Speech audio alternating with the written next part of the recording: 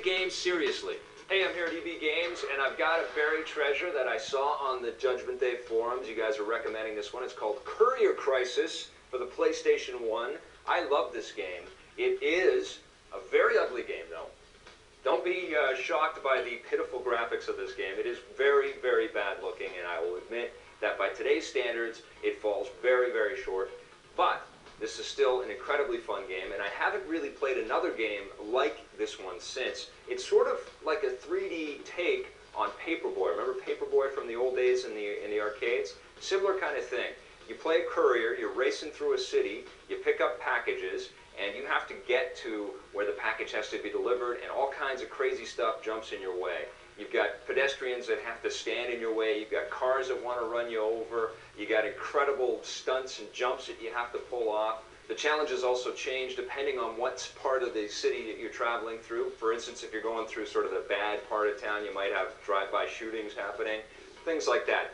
The game's definitely got that sort of extreme sports vibe. It's not too dissimilar from the whole Tony Hawk feel that's happening and still very, very popular in games today. Go check this one out. It's called Courier Crisis for the PlayStation 1. All right, we're back, and we're going to talk now about Voodoo Vince, which is from Microsoft for the Xbox. A lot of these developers and publishers, they put out these third-person, platformy 3D games, Right. and they're all kind of the same. Well, this one is actually really unique. The great thing about it is that level design is really well thought out. You do a lot of things in this game that you wouldn't normally do. Because you're this stuffed burlap bag, basically, of a character, this ugly little voodoo doll dude, you actually can, like, destroy yourself. You're not a living person, so your thinking kind of has to be, like, a little whack. I was impressed by the imaginative kind of approach that everybody took. I think people think that making these character action-adventure games is really simple because there's so many of them.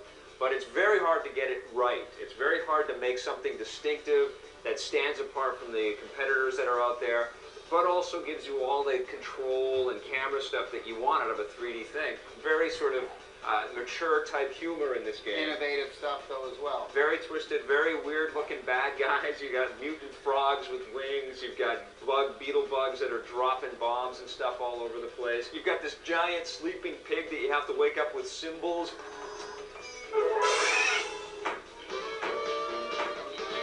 And then lead them over to this, like, anvil thing to crush them and make them all flat, and then you can get past it. He's like the laziest boss in the world, isn't he? He's sleeping. He's sleeping the whole time. And they have some great like special move animations as well. I love the music. The music was one of the best parts of this I mean, you get this whole kind of Southern, Cajun, jazz, Creole jazz thing going on. But you're in for a song. A song? Isn't this a science museum? Hey, this is the Big Easy. Come on, I just want somebody to jam with. The cinematics are really well done. Problem is that you can't click through. You can't click through the cinematics. Not all of the character constructs are that great, and let's be honest. I mean, Voodoo Vince, great textures and great sort of nice little details, but a fairly simplistic-looking character. Well, that's the biggest problem I have with this game is, you know what, I really don't want to play a voodoo doll. No. Crash Bandicoot's a cool character. Sonic's a cool character.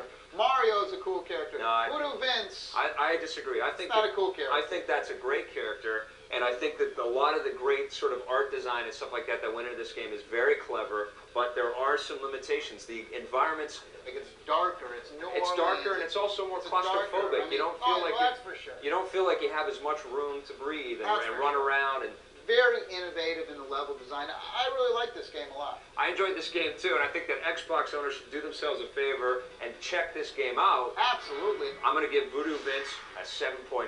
I'm giving it an 8. On the positive side, this has some of the coolest and unique Cajun Creole jazz music you've ever heard.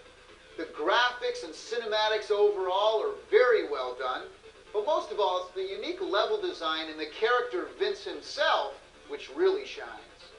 On the negative side, the environments feel a little bit claustrophobic. There's just not enough areas to explore in each of these levels. You can't click through the cinematics, bad move there. And as innovative as Voodoo Vince is, it doesn't rank with the Banjo-Kazooies, the Mario Sunshines, or the Jak 2s of this world. Today on the show, we took a look at Madden NFL 2004. This is an incredible sports game with tons of detail. We love the Playmaker control and the new owner mode, but where's the Xbox Live support? We also looked at ESPN NFL football from Sega. There are some terrific tight controls in this game, and we love the ESPN presentation. We weren't too crazy about that first-person mode, though. Exclusive to the PlayStation 2, we looked at NFL Game Day 2004. This series is getting much better. We like the online play and the voice support, but this game is still not up to the caliber of Madden or ESPN. On the GameCube, we looked at PNO3. Very strange title, but we like the music and the very cool dancing assassin, but we didn't like the controls. For the Xbox, we looked at Voodoo Vince. Excellent music in this game and some clever character ideas, but the gameplay just wasn't as fun as some of the best platformers out there. In hardware, we looked at the MC2 Microcon racing wheel from Mad Catz. This small wheel works pretty well and it's good value, but if you've got big hands, you want to be looking somewhere else. On the Game Boy Advance, sticking with our football theme, Tommy reviewed Madden NFL 2004. He loved all the cool Madden extras that you get in this portable game, but he thought the animation was a little bit sluggish. Well, that's the end of the show. Thanks for tuning in. We're going to catch you guys next time on Judgment Day.